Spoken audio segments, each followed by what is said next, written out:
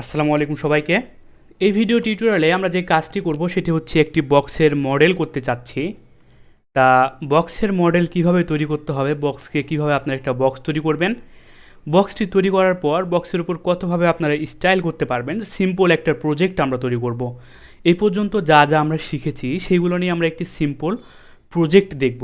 তো সেটি করার জন্য আমরা চলে যাচ্ছি সরাসরি আমাদের যেই কাঙ্ক্ষিত যে আমরা কোডটি তৈরি করে রেখেছি সেভাবে আপনারা আমার তৈরি করে নেবেন আমার সঙ্গে সঙ্গে। তার পরবর্তীতে আমরা এখানে দিতে যাচ্ছি div1। তো বক্স তৈরি করার জন্য div1টাকে ওপেনিং করলাম, div1টাকে আমরা ক্লোজিং করে নিলাম। তো এটা হচ্ছে আমাদের div1। আরেকটা আমরা নিচ্ছি div2 এর জন্য। তো অবশ্যই আমরা তার ক্লাস নেম দিয়ে দিব এবং আইডি দিয়ে দিব।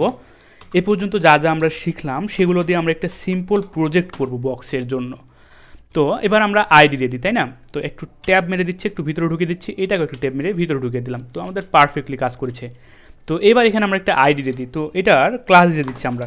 ক্লাস দিয়ে দিলাম আমরা হচ্ছে ধরুন ক্লাস দিলাম হচ্ছে div1 এবং এইটা আরও একটি ক্লাস দিয়ে দিলাম, সেটা হচ্ছে div2 ক্লাস ইকুয়াল div2। তো সেমভাবে আপনারা আমার সঙ্গে সঙ্গে কাজটা করে নেবেন। তো এখন যদি আমরা আউটপুট দেখি, আমাদের আউটপুট কিছুই আসবে না, আমাদের আউটপুট কিছুই দেখাবে না। তো এখন আমাদের যে কাজটা করব সেটা হচ্ছে এই যে div1 এবং div2 রয়েছে, আমাদের div1 এবং div2 যেটা আমাদের রয়েছে, তো সেটা আমরা যেহেতু ক্লাস ইউজ করতেছি সেজন্য আমরা div1 div2 আর লিখবো না, জাস্ট এখানে আমরা div1 লিখতেছি। এটা div1, এটা আমাদের div1, দুইটাই কিন্তু আমাদের সেম কাজ করবে। আমরা যা স্টাইল দিব দুইটাতে আমাদের সেটাই অ্যাপ্লাই হবে।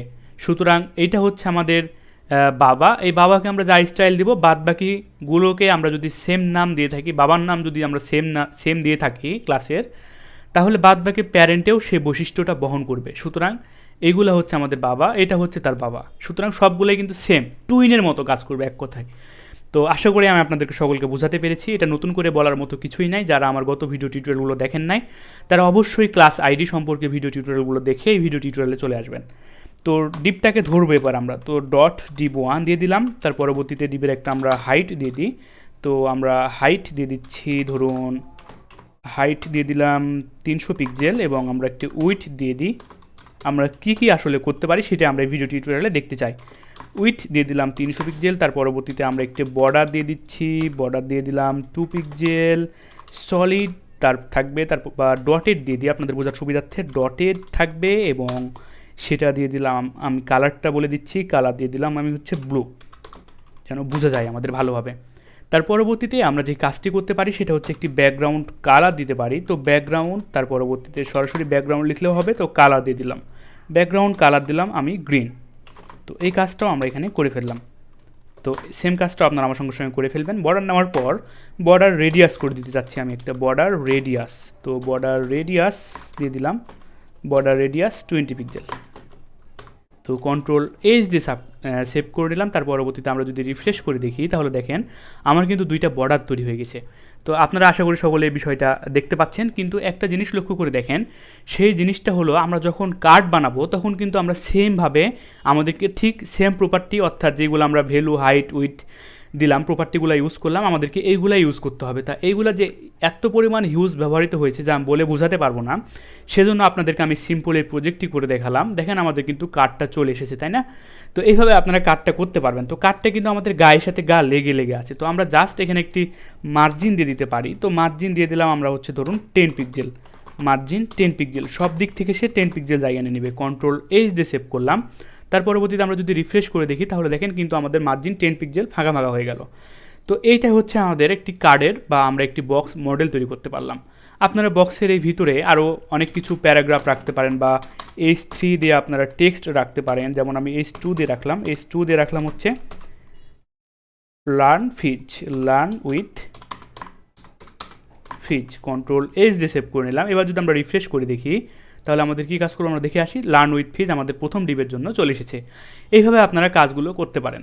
তো এটা আমরা একটা কাজ করে দেখি আপনাদেরকে। যখন আপনারা যে কোনো প্রজেক্ট তৈরি করবেন অবশ্যই যেন বাই ডিফল্ট কোনো মার্জিন এবং প্যাডিং না নেয়, সেজন্য এই যে স্টার দিলাম, স্টার মানে আমরা পুরো বডিটাকে ধরলাম, ধরার পর মার্জিন বলে দিচ্ছি আমরা, মার্জিন দিলাম 0 পিক্সেল এবং প্যাডিং বলে দিচ্ছি আমরা, প্যাডিং দিয়ে দিলাম হচ্ছে আমরা 0 পিক্সেল। বাই ডিফল্ট যেন আগে থেকে কোনো মার্জিন প্যাডিং আমাদের দেওয়াই থাকে একটু করে, আমাদের ব্রাউজার দিয়েই রাখে, সেজন্য যেন কোনো মার্জিন এবং প্যাডিং যেন না নেয়, সেজন্য আমরা স্টারের মাধ্যমে পুরো বডিটাকে ধরলাম, বা আপনারা এখানে বডি ইউজ করতে পারেন, কোনো প্রবলেম নাই। তো বডি ইউজ করে ফেললাম। তো বডিটাতে আমরা কী করলাম, মার্জিন এবং প্যাডিং আগে থেকে 0 করে রাখলাম, তাহলে আমাদের দেখেন পারফেক্টলি কাজ করেছে। তো এইভাবে আপনারা বক্সের মডেল করতে পারেন, স্টাইল করতে পারেন। তো আমরা আরও একটি বক্সের স্টাইল করতে চাচ্ছি, তো সেটি করার জন্য জাস্ট এখান থেকে আমরা Ctrl+C দিয়ে কপি করে নিলাম, Ctrl+V দিয়ে পেস্ট করে দিলাম, এবং এইটাকে আমরা একটা আইডিতে রাখতে চাচ্ছি, এটা আমরা অন্য কালার দিতে চাচ্ছি। তো এটা হচ্ছে রাখলাম আমরা আইডি div3, আইডি দিলাম div3, ইউনিক একটা নাম দিলাম, সেটা হচ্ছে div3। তো আইডিটাকে ধরার জন্য আমাকে জাস্ট যে কাজটি করতে হবে, ডট ইউজ করতে হবে, তার ডট না, দুঃখিত, যেহেতু আমাদের ক্লাসের জন্য ডট এবং আইডির জন্য হ্যাশ ইউজ করতে হবে। তার পরবর্তীতে আমরা সিনট্যাক্সটা রেডি করে ফেললাম, এবং সেম প্রপার্টি আমরা div1 এর জন্য যা যা করেছি, এবং আমরা এখানে সেম কাজটাই করব।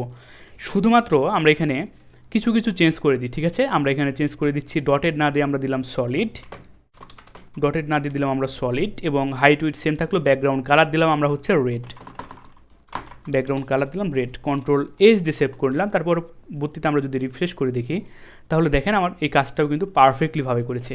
তো আশা করি কীভাবে একটি বক্স মডেল করতে হয়, বক্সটাকে কীভাবে তৈরি করতে হয়, সে বিষয়টা আপনারা সকলে শিখে গেছেন। দেখা হবে নেক্সট ভিডিও টিউটোরিয়াল থেকে। ধন্যবাদ সকলকে, আল্লাহ হাফেজ।